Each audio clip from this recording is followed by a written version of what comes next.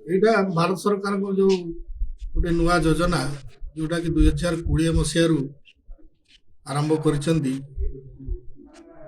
ଖାଦ୍ୟ ପ୍ରକ୍ରିୟାକରଣ ଶିଳ୍ପକୁ କେମିତି ବିଭିନ୍ନ ଜିଲ୍ଲାରେ ଉନ୍ନତି କରିବା ପାଇଁ 2020 ମସିହାରେ ଘୋଷଣା କଲେ ମଧ୍ୟ ଆମର ଏଇ ଗଜପତି ଜିଲ୍ଲା ବର୍ତ୍ତମାନ ସୁଦ୍ଧା ଏଥିରେ ବିଶେଷ କିଛି ଅଗ୍ରଗତି କରିପାରିନି। ଏଟା ଏଇ ସ୍କିମ୍ଟା କେବଳ ଫୁଡ୍ ପ୍ରୋସେସିଂ ଇଣ୍ଡଷ୍ଟ୍ରିକୁ ଆଗକୁ ବଢ଼େଇବା ପାଇଁ ସେଥିରେ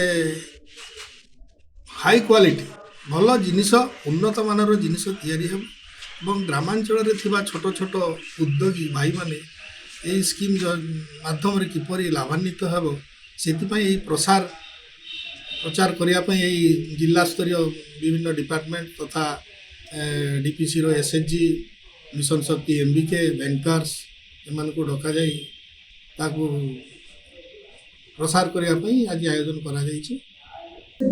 ଯେକୌଣସି ଫୁଡ୍ ଜିନିଷ ଆଦାୟ ହେଉଛି ଯାହାର ସରପ୍ଲସ୍ ବହୁତ ଅଧିକ ଅଛି ତାର ଉପରେ ଯେକୌଣସି ପ୍ରୋସେସିଂ ୟୁନିଟ୍ ଯଦି ଆପଣ ବସାଇବାକୁ ଚାହୁଁଛନ୍ତି ତ ସରକାରଙ୍କର କେନ୍ଦ୍ର ସରକାର ରାଜ୍ୟ ସରକାରଙ୍କ ମିଳିତ ଅଭିଯୋଗରେ ଯେଉଁ PMFME ସ୍କିମ୍ ଆପଣଙ୍କର ରହିଛି ସେଥିରେ ଆପଣ ପ୍ରୋସେସିଂ ୟୁନିଟ୍ କରିପାରିବେ ଶତକଡ଼ା 35% ଆପଣଙ୍କର ସବସିଡି ଆପଣଙ୍କୁ ମିଳିବ।